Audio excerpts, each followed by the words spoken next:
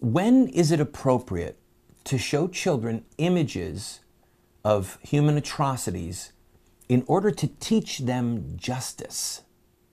And why should people be armed?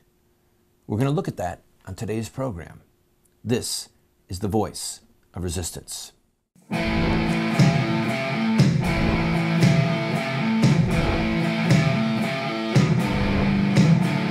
Those who forsake the law praise the wicked. Those who uphold the law resist them. Welcome to the Voice of Resistance. Here's your host, Randall Terry. Welcome to the show, friend. Delight to be with you. We are broadcasting from our temporary studios here in Memphis, Tennessee, because we are here so that one of our sons could be treated for cancer at St. Jude Children's Research Hospital. I ask you please to keep him in your prayers that he will beat this and live a long and normal and healthy life. The program that you're about to see is a part of a 7-part series. So if you missed yesterday's show or if you miss any of what's coming up, I encourage you to go to our website, voiceofresistance.com, and watch the entire series. It is on self-defense, the use of force, justice, the role of self-defense in government. And I want you to know that some of the material that we cover may not be appropriate for smaller children. I leave it to you to discern. You know your children's ages, you know what they're capable of seeing. Want you to know that ahead of time as one dad to another parent. There are a lot of people currently who want to take away our right to self-defense. And they certainly have no interest or even knowledge of the history of the Second Amendment. This series is an antidote to that. So, wherever you find yourself on the spectrum regarding the right to self-defense, I promise you that this series will give you food for thought and hopefully provide some strength in your soul to defend that right. Enjoy the series. Welcome, ladies and gentlemen, to the Voice of Resistance. It is I, your servant, Randall Terry. I want to talk to you today, part 2 of a series on your right to own weaponry. Now, if you missed yesterday's show, go and see it online. It is critical. It has history and theology in it regarding the right of self-defense and the right to own weapons to do that. All right? So if you have to go online, look for the show that aired on January 10th, all right? Again, I want to suggest, at least for this segment, that if you've got small children in the room, you ask them to scoot out. My wife and I were talking last night, and we both agreed we would rather have our children see firearms, no problem, they see them all the time, learn proper gun safety, and even have them see some of the horrific images involving holocausts, such as the Jews being killed in Nazi Germany, or the horrific slaughter that happened in Rwanda or in Cambodia, or the killing of babies in America. We'd rather have them see those two items because one involves self-defense, the other involves horrific atrocities and injustice that we are raising them to oppose, than for them to be surrounded with common household items and have it be in their brain that these are murder weapons, Mommy and Dad. In other words, it seems so destabilizing to my wife and I. We said, let's not even talk about that with our children around. Agreed? Agreed. All right. The first principle of something is the heart and soul of any argument or conclusion that comes from that first principle. In other words, if you believe that the state is the ultimate master and that the state can regulate free speech or the freedom to own a firearm, at that point, you provide arguments and you come to conclusions that uphold your premise or your first principle. The first principle that we are functioning under is that we have a God-given right to defend ourselves from evildoers on our own property, but also from the government. And later on in this program, I'm going to discuss that at length. But I want to recap and make a couple of interesting points regarding these items. What you have here are assault weapons, all right? This is an assault weapon. This battery, a common assault weapon. Scissors used to murder. A wife murdered her husband in England, plunging her sewing scissors into his chest. Shoelaces. A man and a woman arrested in Texas for strangling a pawn shop owner to death. Every single item that you see here was used to commit a murder. Well, I mean, not actually these. The ones that were really used are tucked away somewhere in a district attorney's office. But every single one of these items was used either in America or in England or in Russia to commit a horrific, violent murder. Men killing women, women killing men, men beating each other to death or beating someone to death with a baseball bat, etc. Do we want to ban these? Do we want to have people get a permit to carry a flashlight, a shovel, a belt, shoelaces? In prison, all right, in a slave labor camp, you can't have these things. I've actually been to jail many times, spent over a year of my life in various jails and prisons because of my peaceful opposition to the killing of babies. They take your shoelaces, okay? They take your belt. You don't get to have a flashlight. You certainly don't have a wrench or a knife or a rock. And murders still happen in prison. And speaking of prison, let's talk about Russia. People whine and complain about all the murders committed by guns in America. In Russia, you can have a shotgun. You have to have permits to have a shotgun. And then after 5 years of owning a shotgun and being a part of some sportsman's training group, then you can buy a rifle.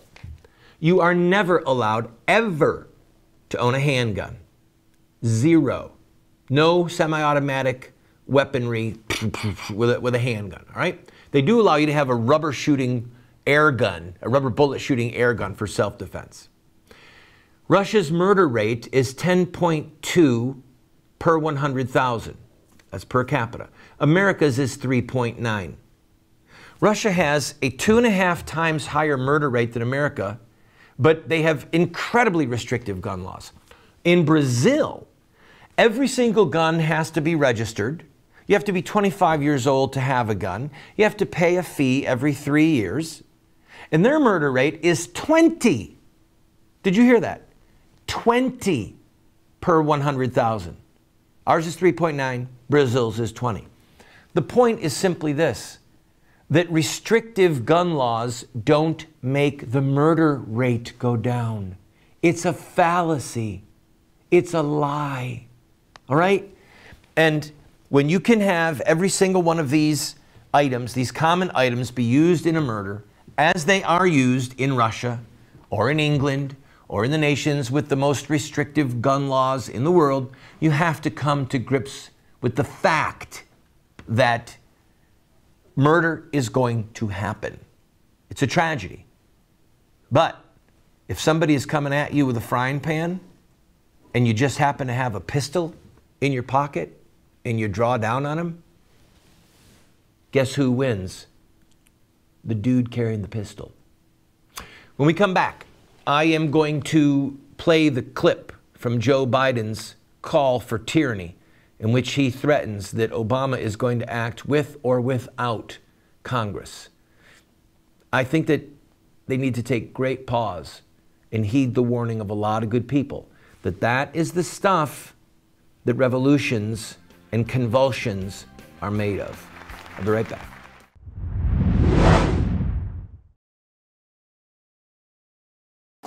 Hey, everyone's been asking me, when's Unstoppable coming out on DVD? Well, it's here. And I have created my own deluxe signature version of Unstoppable that contains not only the movie, but over 5 hours of additional curriculum and study guides for your family. It's perfect for your homeschool, educational facility, small group Bible study, and family devotions. And I'm going to share with you some of the spiritual warfare that surrounded the release of this film. This box set also includes extended scenes, new music videos, the inside scoop on the whole Facebook controversy. So what are you waiting for? I made this special version with my family in mind, and I know your family will be blessed by it too. Unstoppable 2.0 Deluxe Signature Version. Available only here at KurtCameron.com. I can't wait for you to experience what's inside. When I was a prisoner in a prison work camp in Alpharetta, Georgia, I had a lot of time on my hands to research who the bad guys were in the death of our culture. And I wrote Accessory to Murder. It is an overview of our political, cultural, media, and religious adversaries that are accomplices to the death of our culture. I encourage you, get a copy of this and learn the who's who of the bad guys.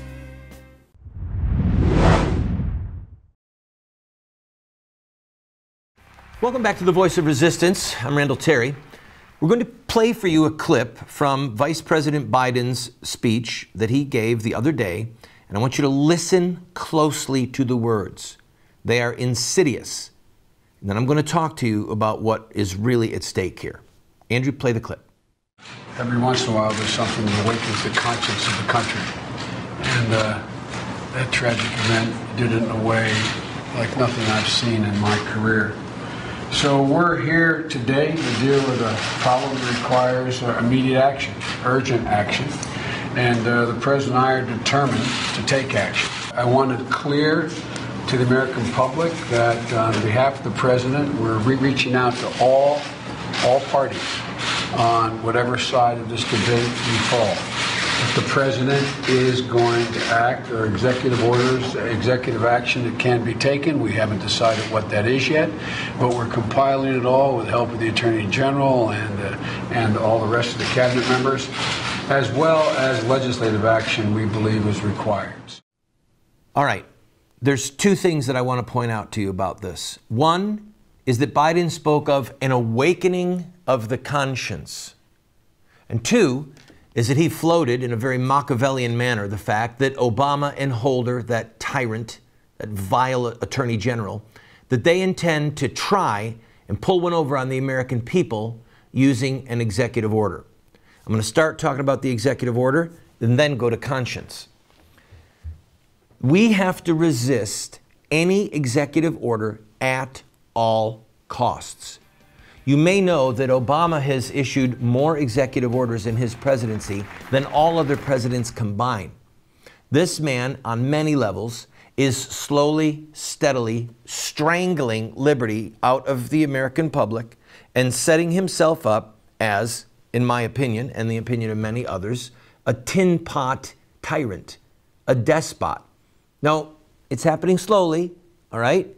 I mean, it's one little offense at a time, saying, for example, that he refuses to enforce the law, the Defense of Marriage Act, all right? That's a type of tyranny. When you put yourself as a president or executive above the law of the land, you're a tyrant, okay? It might be a low-grade tyrant, like a low-grade fever, but it's tyranny nonetheless. Even if he issues an executive order that most people think, well, that's not that bad. No, that's not the point. You don't surrender the Second Amendment to the president, period, no matter what. But beyond that, and one other thing, that's the stuff that convulsions and even, God forbid, revolution are made of. This man is a fool if he thinks that he is going to use the executive order to disarm Americans in any way.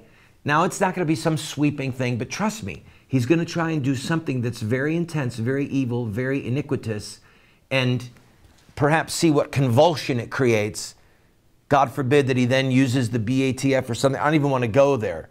But it's a part of Machiavelli's agenda that you use a crisis or you create a crisis to further your goal. And that's what I want to end on. This nonsense about conscience. When Biden said that there was an awakening of conscience, what he was trying to say was that now everyone is starting to see that we've really got to clamp down on guns. No, Joe. The awakening of conscience that should be happening, and I pray God it is this. Why haven't we armed school teachers? Why are we leaving children in harm's way Monday through Friday in a government fascist box? If there was going to be an awakening of conscience, it should be, let's wake up. The bad guys have guns. They're never going to give them up. We should teach our teachers how to use a gun to protect our children. Or how about an awakening of conscience that, oh my God, there are tyrants in the federal government that want to crush underfoot the freedoms that George Washington and Thomas Jefferson fought for. I'm having a crisis of conscience. The people who have been defending my right to keep and bear arms, they're right. Think of Melinda Herman, people, okay?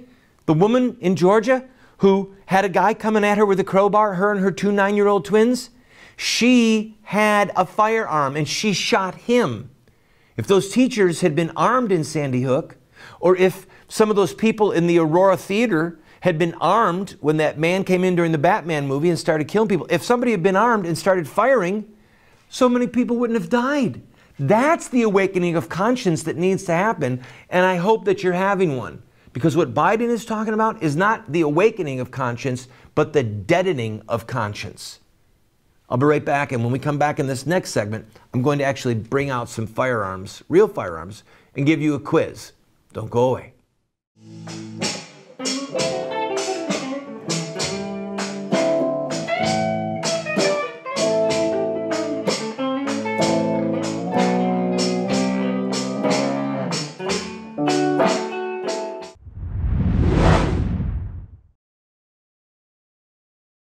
Do you want to get America out of the hands of wicked and unjust men and women who are destroying the republic before our eyes, and put leadership back into the hands of righteous men and women so that we don't die as a nation? Well, you're talking about social revolution, and there are rules in social revolution. We can look at the victorious social revolutions of the past, such as the end of slavery, the end of child labor, women's voting rights, the end of segregation, and so much more, and learn from their victories. Look at their actions, their images, their rhetoric, their sacrifices, and their final fruit. We will send you this series that originally cost $129, 7 books for students, 1 teacher's guide, if you'll give a gift of any size and just pay for shipping and handling. Take advantage of it today. Does our Lord Jesus Christ, the King of Kings and Lord of Lords, have authority in the political realm, the judicial realm, economics, education? The answer is yes. And does he want his servants to be the leaders in those realms? Again, yes.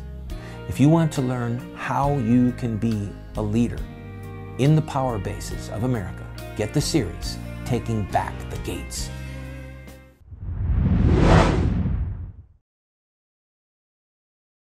Welcome back to the Voice of Resistance. It is I, Randall Terry.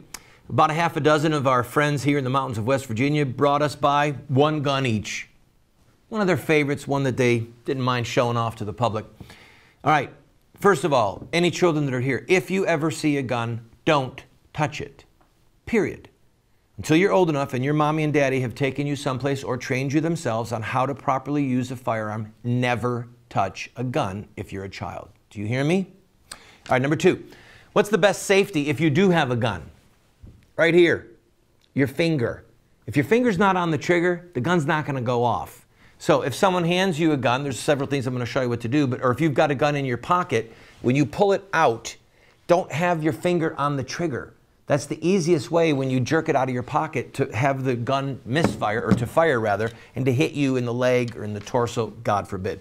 All right, next, if someone hands you a gun, is it loaded? If you don't know if a gun is loaded or not, ask them, all right? And if you don't know how to chamber a gun, say, give it back to them and say, would you please show me that that gun is not loaded? So we'll check these really quickly.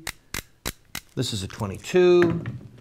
This is a Glock 9mm. You see that that's empty. This is a 38. That's empty. This is, believe it or not, this very handsome gun is a 22. All right, you can see that that's empty. This is a Remington 870 pump action shotgun, and that's empty. And of course, ladies and gentlemen, the Cadillac, an SK-47. Right there, it's empty. Now, quick quiz, because we're running out of time in this segment. Which of these guns is an assault weapon, and which one is a self-defense weapon. Dun, dun, dun, dun, dun, dun, dun. They're all assault weapons. If somebody is assaulting you with this little .22 with a plastic pistol grip and a little barrel made in Germany, if they pull this weapon on you, it's an assault weapon. Don't kid yourself. And by the way, which of these weapons could be used by your government to tyrannize you, and which one could be used for you to defend against tyranny from your government? Any one of them. The very notion that there's such a thing as an assault weapon is ludicrous. The weapon that's being used to assault you, by definition, is an assault weapon. And the weapon used for your self-defense, by definition, is a self-defense weapon. The real issue is, if you could get a shot of this, Gary, with me and the gun, this looks like a gun that was used in the army, so therefore it's an assault weapon. People, this little 38, I should say little 38, this little .22 can kill you just as dead as this. And in the hands of the right assassin, this is a far more deadly weapon than this, because this is hard to conceal. If someone's going to get up close to you and kill you, they're going to use a small caliber handgun. So, I've got to take a quick break. When we come back, we're going to talk about Biden, we're going to talk about these horrific crimes, and what it's all about, Alfie, with these guns. Don't go away.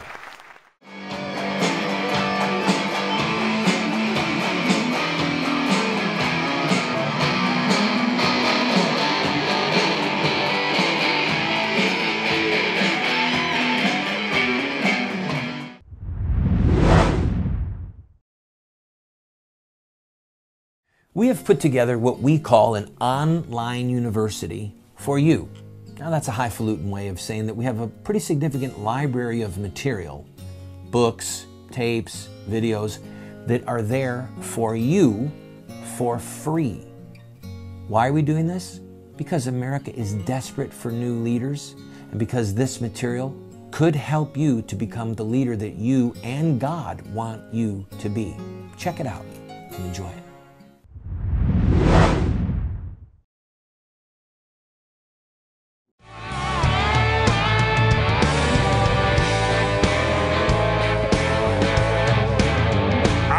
My freedom, I'll keep my guns, try to keep my money and my religion too. Try to keep on working, try to keep on smiling. I will keep my Christian name and y'all can keep the change. Thank you, Hank Williams Jr. Obama, keep the change. All right, the Second Amendment is not for duck hunting. It is for self-defense, you and your family, against bad guys, and to be able to defend yourself against your government. Let's talk about those two things. If, when James Holmes had gone into that theater and started shooting people in Aurora, Colorado, if one person had been armed with this firearm, there'd be a lot of people who'd be alive right now. If when Adam Lanza went into Sandy Hook and started killing students, if the principal who saw him first and was shot first, if the principal had been armed, Adam Lanza probably would be dead and all those kids would be alive. So if we're going to have a crisis of conscience, that's what it should be. That we have the right to defend ourselves, and if more people were carrying firearms, it'd be a lot safer, more polite society. Second, the Second Amendment is to protect ourselves against our government. That's what Thomas Jefferson said. That's what George Washington said. That's what the founders believed, and it's still true. Don't you know your history? Do you understand that when the shot heard round the world happened with Lexington and Concord, guess what the British Army was doing? They were on their way to Concord to take the guns and to take the gunpowder. They were trying to have gun confiscation, okay?